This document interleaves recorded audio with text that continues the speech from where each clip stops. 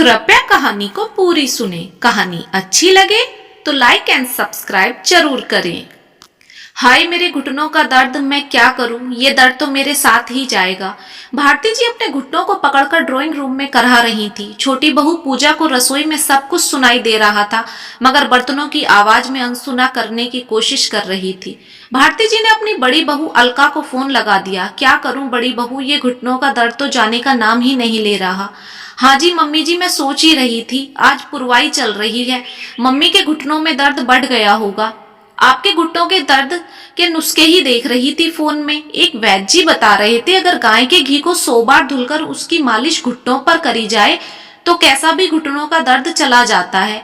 आप पूजा से ये नुस्खा बनवा लो, आराम आ जाएगा। चल मैं अभी पूजा से ये बनवाती हूँ, कहकर भारती जी ने फोन रख दिया। अरे पूजा, अपने गाय का घी है क्या? हाँ जी मम्मी जी, उसे 100 बार धो के ला। छोटी बहू पूजा घी को आधे घंटे तक धोती रही और भारती जी को देकर अपने कमरे में चली गई। देख रहे हो जी कैसे फेंक कर चली गई, ये भी नहीं एक बार फूटे मुंह मेरे दर्द को पूछ ले। बड़ी बहू वहां बैठे बैठे मेरी कितनी फिक्र करती है। छोटी बहू पूजा कमरे में जाकर लेटी ही थी कि उसकी मम्मी की कॉल आ गई। बिटिया तूने 2 दिन से कॉल नहीं की, मुझे लगा कहीं बीमार तो नहीं हो गई है। नहीं मम्मी, बस इतना काम लगा रहता है कि बात करने का टाइम ही नहीं मिलता। और बता समधन जी कैसी हैं? मुझे ना पता आपकी समधन जी का। गलत बात है बेटा, ऐसे नहीं बोलते बड़ों को। मम्मी मुझे गुस्सा आता है, इनका सब कुछ मैं करती हूँ और गुणगान दीदी के गाती हैं। इन्हें तो मेरा काम ही नहीं दिखता और दीदी जरा फोन पर मीठा बोल लेती हैं तो इन्हें दिख जाता है। तो बेटा तू भी बैठ जाया कर अपनी सास के पास, बड़ों को अच्छा लगता है। मगर मम्मी मुझे इतना काम है, मेरे पास बैठने का टाइम ही नहीं। अब बताओ, अगले हफ्ते मम्मी की आंख का ऑपरेशन होगा, मेहमानों को भी देखना और मम्मी का परहेज भी करना।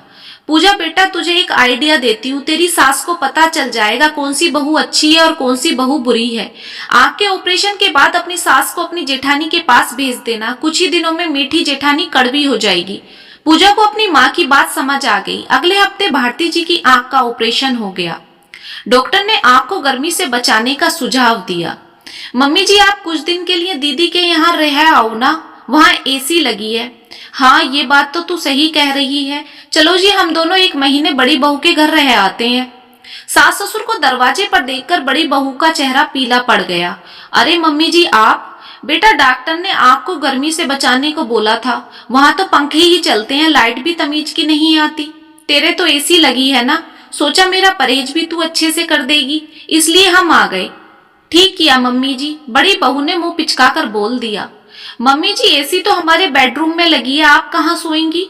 मैं भी तेरे कमरे में ही सो जाऊंगी। बड़ी बहू ने जमीन पर एक दरी डाल दी। मम्मी जी यहाँ सो जाएं, बेड पर तो मैं ये और टिंकू सोते हैं। भारती जी को जमीन पर सोते हुए बेइज्जती तो लगी, मगर क्या ही करती, चुपचाप जमीन पर लेट गईं। सुबह के 8 बज गए मगर बड़ी बहू को सोकर नहीं उठी। भारती जी को तो सुबह 5 बजे ही चाय की आदत थी। छोटी बहू पूजा तो सुबह 5 बजे तक चुपचाप कमरे में चाय रख जाती थी। भारती जी और उनके पति चुपचाप ड्राइंग रूम में बैठे नाश्ते का इंतजार कर रहे थे। बड़ी बहू ने 2 प्लेट में पोहा डालकर दोनों को दे दिया। बड़ी बहू तेरे पापा तो सुबह नाश्ते में 2 फुलके खाते हैं, इन्हें तो कुछ और खाकर गैस बन जाती है। पापा जी अभी यही खा लीजिएगा, रोटी दोपहर में बना दूंगी, कहकर बड़ी बहू चली गई। भारती जी और उनके पति एक दूसरे का मुंह देखते रह गए। बड़ी बहू डॉक्टर ने बोला है कि हर 2 घंटे में मेरी आंख में दवाई डालनी है, तू हर 2 घंटे में मेरी आंख में दवाई डाल दिया कर। मम्मी जी मुझे और कुछ काम नहीं है क्या जो मैं हर घंटे आपके सर पर खड़ी रहूंगी?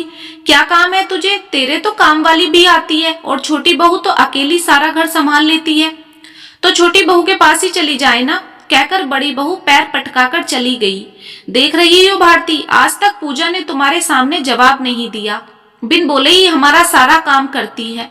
और तुम्हारी ये बेटी बहू 2 दिन में ही अपना रंग दिखा रही है। तुम भी तो कभी उससे प्यार से नहीं बोली जो वो तुमसे बोलेगी। हाँ जी आप सही बोल रहे हो, बहुत बड़ी गलती हो गई मुझसे, मगर अब आंख खुल गई है। इतने ही फोन की घंटी बजी। हेलो मम्मी जी, मुझे पता है आप वहाँ ठीक नहीं होंगी, घर आ जाओ। छोटी बहू की ये बात सुनकर भारती जी की आंखों में आंसू आ गए।